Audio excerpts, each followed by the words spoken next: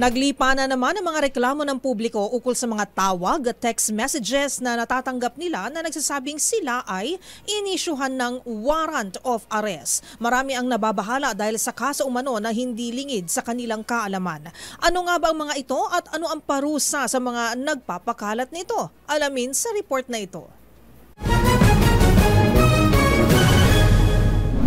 Isa sa mga ikinababahala ng publiko ay ang mga natatanggap na tawag o text message na nagsasabi na sila ay arestado sa isang krimen.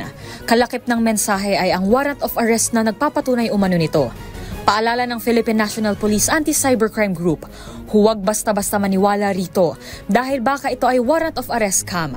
Ayon pa sa PNP, walang ipinapadalang warrant of arrest sa pamamagitan ng tawag o text messages dahil korte lamang ang nagpapadala ng naturang dokumento.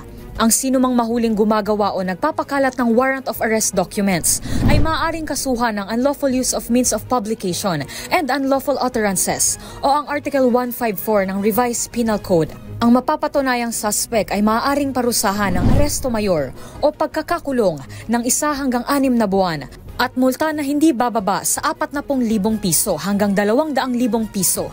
Kung mayroon pa kayong nahuling ipinagbabawal na akto o kaya naman ay mayroon kayong reklamo, itag nyo kami sa DZRH. Hoy! Bawal yan!